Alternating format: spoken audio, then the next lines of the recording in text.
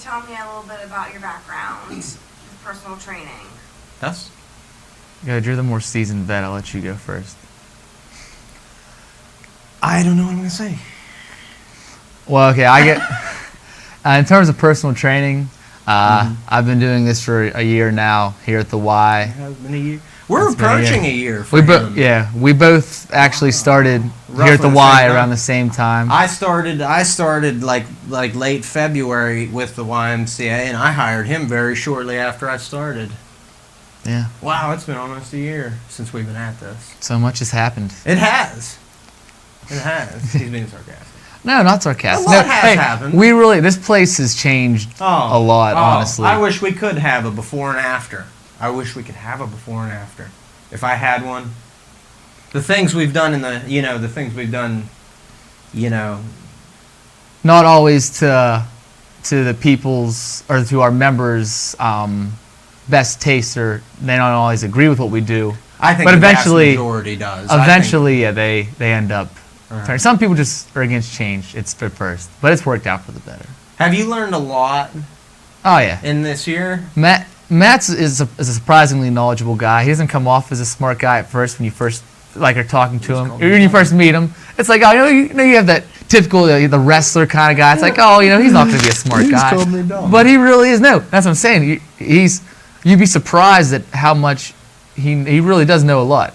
And I say that I'm not trying to be mean. I'm just saying honestly, because he's the everybody else feels awkward in here. I feel like, but me. But honestly, though, he really is. He's a super smart guy. He knows everything he says. A lot of times people will blow smoke with what they say. I know I have a tendency to do it sometimes. I try not to do it on the job, but in other facets of life, sort of maybe exaggerate or say something that I'm not totally sure of. Whereas Matt, he really does know everything he's talking about. I don't know about that. Anything that he presents that he knows, he does know. He's not someone who's gonna, blow smoke. I definitely agree with that. I won't tell you I know something when I don't. I'll tell you I don't know something if I don't know something. And in this industry, it really does go a long way because people look to, and it's not just this industry. I guess any industry, people look to you as a professional, and they're coming to you for a reason because maybe they don't know as much as they'd like to, and they're using you as a source of knowledge. Oh. And in this business, we have to provide a vast variety of different disciplines for people when it comes to proper nutrition, when it comes to how to exercise properly, and then you can break that down further, resistance training, cardiovascular exercise, you know what I mean? This field I feel like sometimes does not get the respect it deserves because I'm going to throw it right back at him because he's probably one of the smartest guys I've ever had the pleasure of working with, because in this industry, like he said, we have to provide people with information. We are instructors, we are teachers, and you have to know a lot of information. You know what I mean? If you want to be a successful person in this business, you have to know a lot of information. And I throw it right back to him. He's one of the smartest guys I work with. Before I provide any of these nutrition lectures for our contestants, I always have him come in first and say, hey, what do you think of this? I value his opinion. I look for his opinion. So right back at you. So you hired him right after you started? Yeah, I started. Yeah, I've only been with the YMCA now just a year. I honestly want to tell you it was a year. Probably Friday. It was a year for me, and I hired him very shortly after that. A week or two right after. Yeah, very shortly after that. Yeah. Just from my knowledge, was there a well instructor before you? There was. It was Bill Paninsky is his name, and the vacancy that they actually had open here at the YMCA was for a program director. They had a program director leave. The program director of the YMCA is the individual who manages and organizes all of the like sport related activities from gymnastics, I believe, swimming, the youth basketball, which is very, very big with us, everything, soccer, flag football they do, t-ball. That's what the program director will do. And Mr. Paninsky has been with the YMCA for 30 years, and they thought it would be a good fit for him because he's very, very knowledgeable in these fields, and they thought he would be able to bring programs here at the Uniontown YMCA to where they needed to be. And they asked me to take over here in wellness, and you guys mentioned changes that have happened. What kind of changes? well, we have upgraded a lot of the fitness equipment in the fitness center. We've rearranged the fitness center to flow better. We're looking for a more efficient organization. It seemed like before, and not to anyone's like blame or anything, just it wasn't efficiently organized. There's a lot of dead space, and we wanted to try to find a way to make the rooms flow a little better, just so we could fit. Because we did that in December. We got 18, 19, 20 or 18 pieces of cardio, 2 pieces of strength. Yeah, and we had to fit those pieces in. It was interesting. It was it's one of the more it's a fun part of the job for me, taking care of that fitness center. He has a lot of fun with it. I've He always wanted is trying to make changes. Yeah, So because I'm just trying to make it better. I really am just trying to yeah. make it better. And like he said, members don't always, our facility members don't always appreciate the changes that I make, but I do make the changes with the best of intentions. So like in terms of the studio, Personal training studio. Prior to having the studio, as Matt was saying, we didn't really have a space to take any of our clients, any of the members, to get that really great kind of experience in for them, something that they could really enjoy. Experience, one-on-one and experience. Once we added on this training studio, we've noticed a greater interest in personal training, and also greater the ones that we did have before that and have carried over to now with the studio really do enjoy it a lot more, because we've also added newer equipment. We have TRX equipment, we have battle ropes, kettlebells, Bosu balls, physio balls, you name it. Matt even made a few heavy sandbags for cleans and whatnot.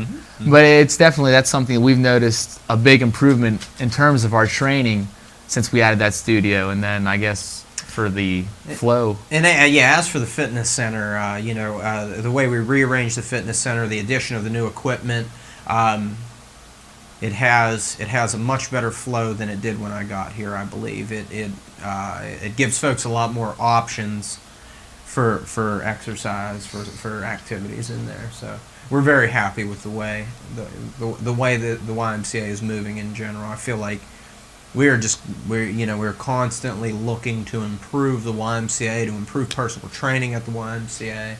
It's been a good year. Yeah, the majority of opinions and comments that we've received have been positive. So that's something, I agree. This is a service industry, and our goal is to make sure, obviously we want everybody to be safe, to get the best state in terms of healthy body, that wellness kind of lifestyle.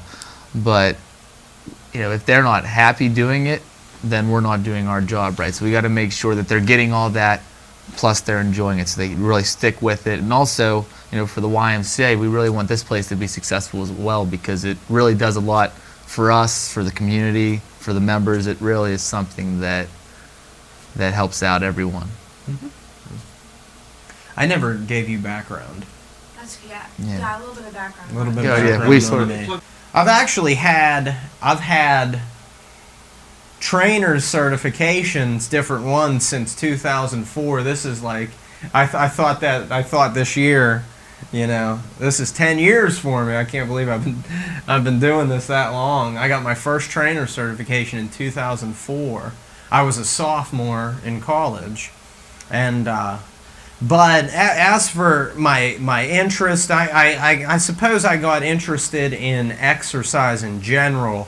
I really got into it when I was in high school. I was a wrestler in high school, and as a high school athlete, you either do what you need to do to keep up with the competition, or you won't compete, and that's when I started lifting weights and really focusing on my conditioning, and honestly, we talk about this all the time. It just honestly just became like an obsession for me. That's a terrible way to put it, and we probably shouldn't put that in the video, but it really did. I can't deny that. It is passion. It's a passion. That's a better way to put it. It's a passion. Obsession sounds dirty. Passion, no addiction, no obsession. Passion sounds wonderful. Passion. But it really is a passion for me. I mean, it just really became a passion for me, training for wrestling.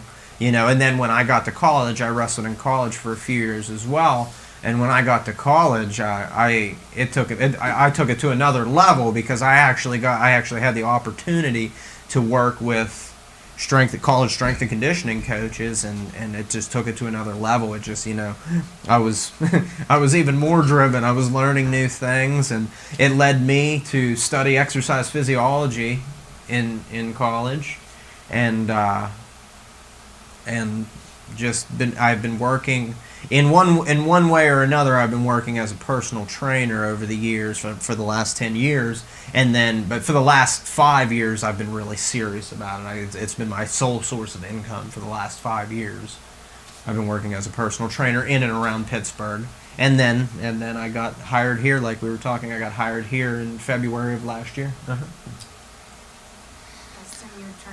A lot of the similar background, I guess, to Matt in terms of why I do this. Coming up in high school, I was always being a part of some kind of sport. I wasn't as passionate maybe as Matt was in terms of the workouts and the practice and stuff like that. Because I was one of those guys. I love to play the games. Whatever sport it was, it's always fun. And still now, anytime you can get out and do any kind of sport, it's always fun. But I really then, after I was done playing competitive sports in high school, got into college, I got more into your other types of exercise, your resistance training, your endurance training, stuff like that, and while also doing recreational sports and stuff like that on the side. I got my undergrad at WVU. I was exercise phys, same as Matt. I had a brief stint in medical school. Decided it wasn't the right fit for me at that time, and it's something that I've sort of gone back and forth with, either between, I guess, the medical field and the personal training field, or the, I guess, recreation, wellness, all that, I guess. And that's something too, you can sort of tie both of them in with one another, because a huge part of being healthy is staying active. Mm-hmm. So that's something that hopefully one day I can mesh the two together, because I still believe at some point I'm going to go back to school, hopefully here within the next year or two. And once I further my education, I'm hoping to find a way to mesh, like I said, the health and wellness with that physical activity, to try to help reverse some of the trends that plague our society today, I guess. That's the truth. Yeah, that's a... I'm a strength and conditioning guy, so I do put a lot of emphasis on strength and conditioning, but that's a good way to think of things. Physical well-being is a part of holistic well-being, overall well-being, and we are, with all the resources that get put into healthcare and medicine. It's we could save so much in terms of the resources, people's lives, if just we're more active. So that's the big thing, is that's what's so great about what we're doing. Sometimes you don't get as much respect as other fields do, but that you're gonna have that with anything. And it's just, as long as you realize too, and that's what the Shape Up Challenge is, something that's really brought to light to me, that how big of an effect you can have on someone's life doing this. And that's what we were talking about. We were talking about last week. We could be saving some of these people's lives, by promoting exercise and good nutrition. We could be saving some of these people's lives. We could be bettering their quality of life as they get older. I think of Phil whenever with Phil? his a diabetic. He said he was on shots, his insulin shots, once or twice a day. I think before he started this, and now that he started, losing weight, eating a little healthier, being more active, he said he often, will go 3 days maybe without having to take a shot, which is it's amazing. Again, you think about the quality of life, and how much you can improve. Yeah, there's so much that goes into that. Just 30 minutes a day is all it takes, and you really can make a huge difference in your life for the better, that is, too. How has the Shape Up Challenge inspired you as a trainer? Again, I guess a lot of it is you see how big of an effect. With our normal clients we normally only get to see them maybe once, twice a week at best. Whereas with the Shape Up Challenge, we're with them, 3, 4, 5 days a week. And because there's so much more experience with them, the process is expedited a little more. So you see results a little faster than we do with our regular clients. And you seeing it at a faster rate, it hits you, I guess, a little more. And you realize how significant of an impact you can have with this field. And that's part of the passion that we have. We try to project onto those that we're training. Some of our clients are very, very highly motivated, and others are still motivated, but not as highly motivated. But it's inspiring to me, seeing that motivation, seeing that these people want to change their lives. It makes me want to do my job better, seeing how inspired these people are to want to change their lives.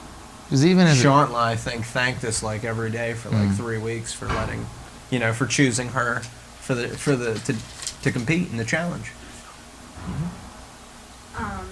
If you talk a little bit about what you're saying a couple weeks ago to me about how as a personal trainer you have to have high energy, you have to project that persona. Well, we were just I was talking to Natalie a couple weeks ago. It was one of our workouts a few weeks ago. I was a little tuckered out. I put in some long days here, and I was just telling Natalie how it doesn't matter if you're in a group session like I had our folks do, or if you're in a one-on-one training session, you can't go into that session. If you're tired, it doesn't matter. You have to.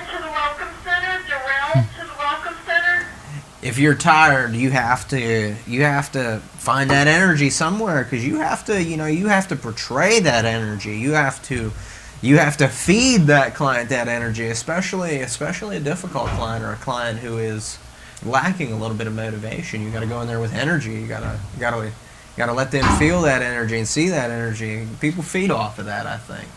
Everybody has their down days, It's I'm sure we all can relate. Everybody's had a day where maybe they're feeling a little down or they don't have the energy, and that's the one thing with this job. No matter how bad of a day you're having or how tired you are, you got to bring the energy, because we'd be doing a disservice to those we train if we didn't bring the energy.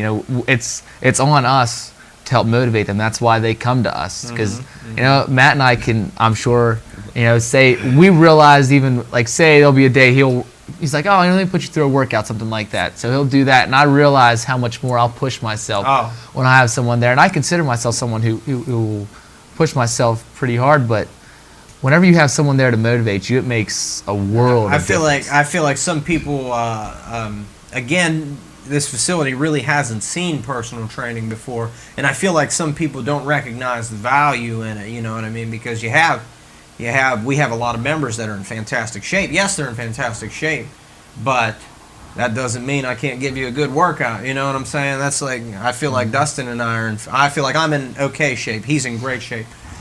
Wow. We push. I mean, having somebody there to push you, I'll grab him. If he's not busy, I'll say, Dustin, give me something, give me a workout, and he'll put me through a workout. I mean, it's very, very valuable. Very, very valuable. Another side of the of personal training that relatively goes unseen. We vaguely mentioned motivation, but we play counselor a lot. You know what I mean? You have to psychologically evaluate each client and find what motivates that client, and find that energy within them, find that inspiration, and that's a part of the job too. You know what I mean? Has it been easy to get the shape up challenge participants inspired to come in and do their workouts, or has it been a challenge for you? Do you feel like you've been able to challenge the shape uppers? Well, you know what? We have had. You mean just to get in here and get and get people exercising? The last couple of weeks have been fantastic. When we had the bad snowstorms, we went probably 2 weeks with fairly slow training sessions. Not a lot of our folks were coming in for training sessions.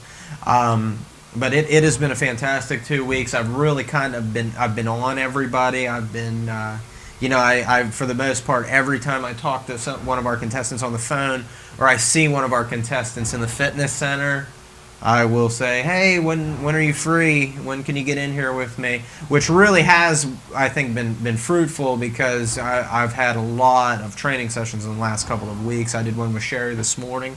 I got Sherry, and Sherry did 2 workouts today. I got Sherry in this morning at 8 o'clock.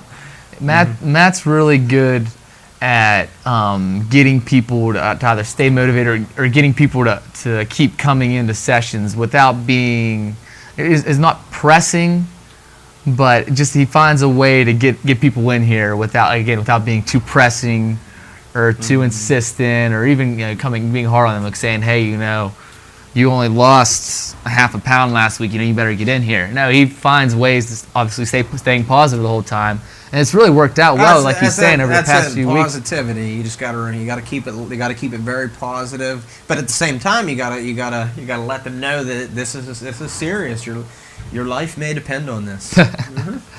And over the past 2 weeks, you can see some noticeable differences. The weather sometimes, it can be a little bit of a distraction. It can cause people to maybe not want to leave the house, to go into like hibernation mode or something like that. And you really can't argue with somebody who says, I don't want to come out because I don't want to die in a car wreck because it's so it's so bad outside. You can't really argue with that, right? So, but like I said, I think we're on the right track now. We have 5 more weeks. I'm really excited. I'm really excited with the progress everybody's making. I want to see a little bit more out of Faye this next week. I hope she calls me tomorrow. I hope she gets in here tomorrow. And That's all the questions I have for you guys. It's been a very inspiring project for me in general. It really does show you how Matt was alluding to earlier, how thankful a lot of our participants have been, and it really does show you that you're making a significant impact on people's lives. Yep. And it makes you feel a lot better about what you do. Sometimes, again, if other facets of the job don't feel like they're as rewarding, and it's you have that to know, you always can fall back on the fact that you're impacting people's lives for the better, and they're thankful for it, and that's what we hope we can keep up with it. So now that you've had all of these weeks of having a group, because I'm sure you're used to individual, as you mentioned, doing individual training. You've had this group where now you could compare, the different personality types, the different body types, the different lifestyles. Has that changed your experience and perspective on how now to deal with individuals?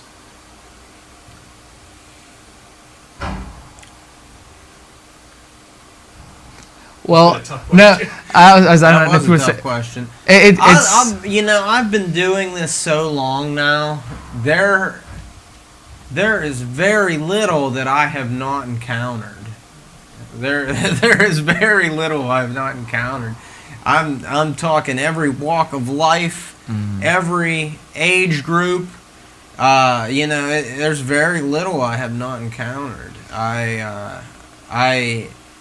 Everybody's different. Everybody's different though, and physically you'll see a lot of similar. That's the easy part. Yeah, I say physically you'll see a lot of the same tendencies or traits, characteristics, things like that. And this competition, if anything, well, I won't say if anything, but has definitely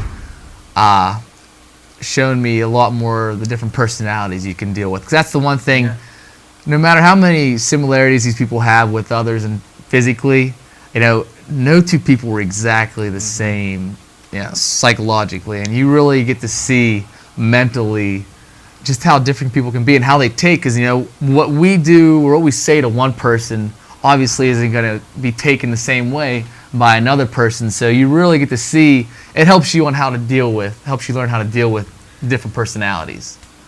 So that's the one thing I'd say with this group, because we have such a variety of personalities, so many different characters here. You have some that are, quiet, soft-spoken, and a little more reserved, and you have others that are, super outgoing, and they'll say what's on their mind. And Frankie will talk to you all day. Exactly. And that's part of the job. You want to try to take in as much as you can, so you really can provide the best service that you can. That was a tough question, though. I'm good.